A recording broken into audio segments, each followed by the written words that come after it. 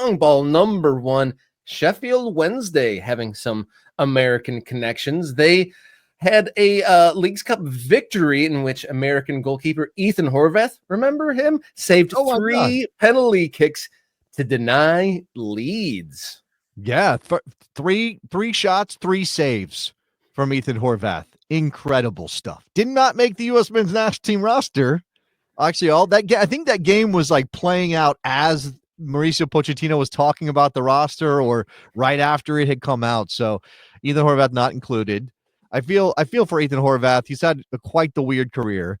But Sheffield Wednesday, I mean, what's your impression? You're an Englishman, Rob. What's your impression of Sheffield Wednesday?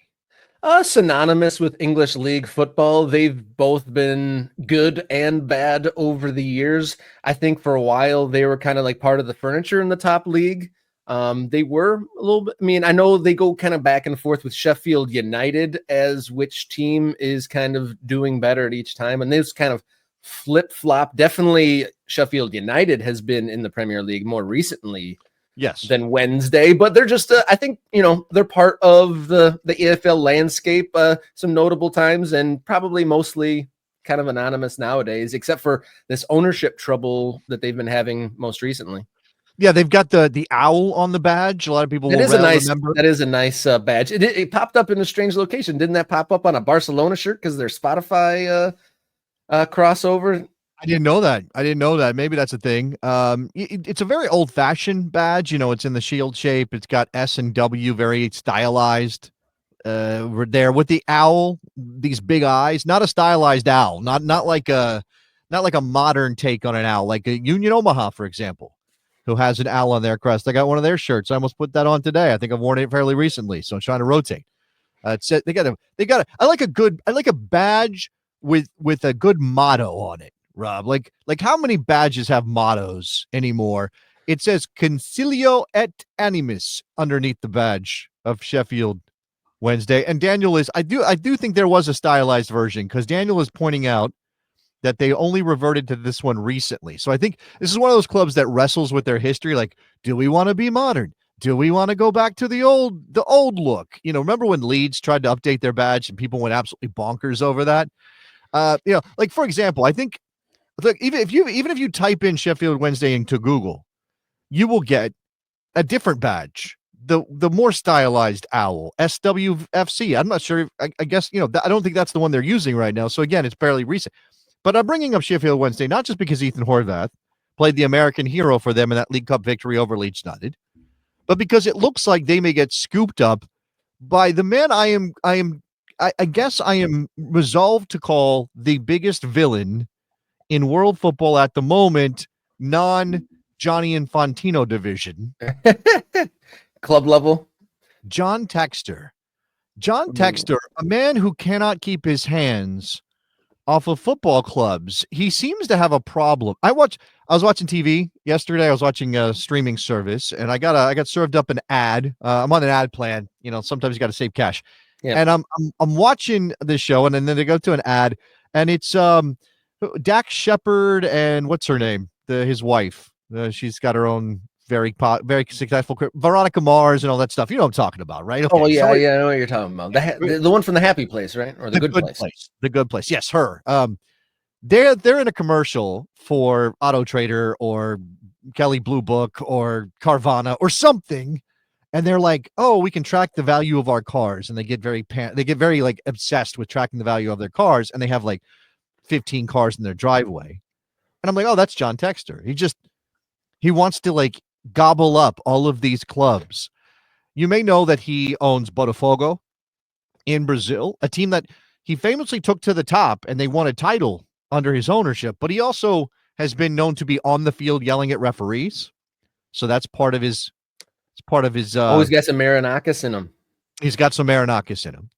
He owned 44.9% of Crystal Palace, and this became a problem because obviously Crystal Palace won the FA Cup that buys you entry into the Europa League the next season.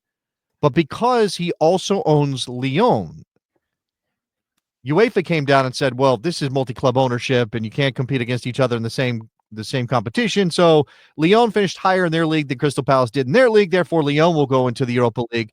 and Crystal Palace be knocked down to the Conference League because what happened is John Textor didn't sell his stake in Crystal Palace earlier. Anyway, this is all just part and parcel of multi-club ownership, which is an absolute disaster. And now the story at The Guardian is that John Textor has registered his interest in Sheffield Wednesday with their owner, Deshvan Chansiri, poised for talks over a potential takeover of the troubled championship club. The American businessman is understood to have sounded out representatives in recent days, wants to schedule a meeting. They were talking about £100 million.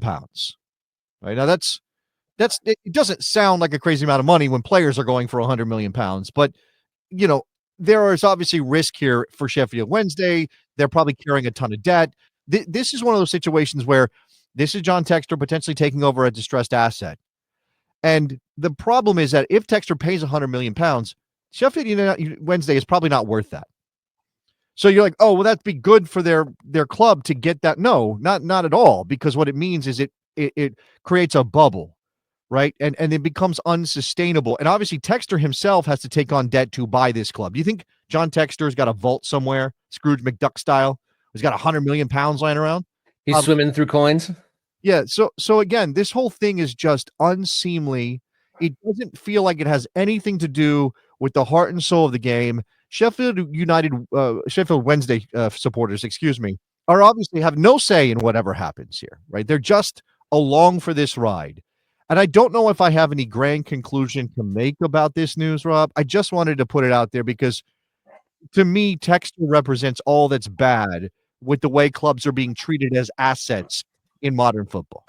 Yeah, I think we're on the same page, you and I, as far as how we feel about one person owning more than one sports team. I just don't like it. Even across sports. It's like when anyone accuses Liverpool ownership, oh, they're only able to buy all these new players because they didn't, purchase some free agents for the Red Sox. Like, even if that didn't happen, the fact that that's in the equation and in the conversation kind of kills some of the fun of it. It also creates the knock-on effect is it creates a marketplace where now a guy like Chansiri, who has not been a good owner, has been a deadbeat owner, has not done the work necessary or put the money in to help Sheffield Wednesday. This is always about, I'm just going to sit around until this asset gains value because now there's a marketplace for it, right? Again, this is what I mean by a bubble. So Textor's out here like, I sold Crystal Palace. I really got to get back in English football. He's got some money that he can access by whatever means. Chansiri gets paid despite doing nothing to benefit Sheffield Wednesday. And now the next guy or another club is purchased by somebody who goes, I'm just going to do a Chansiri. I'm not going to put any money in this club. I'm not going to help this. I don't care about this club. What I care about is the value going up so that somebody like John Textor can swoop in, give me a big payday. Why would any club owner in the modern environment do the work necessary, do right by the club when it's for them about making money? Yeah, it might be rewarding bad behavior there. And going back to John Textor, though, the only executive I've ever heard blaming emailing on like a huge gaffe. I mean, part of his explanation of why the Crystal Palace snafu happened was because UEFA emailed the wrong account, which is wild. It's like that might be true. Maybe some people don't check that, but that's a wild explanation to put out into public. And maybe it's an off-season thing, but tracking the career of Ethan Horvath could be a whole segment in its own right. Had many gaffes, but also many successes. Very interesting one. But congratulations to him for his great performance to get Sheffield to the next round of the Leagues Cup beyond Leeds.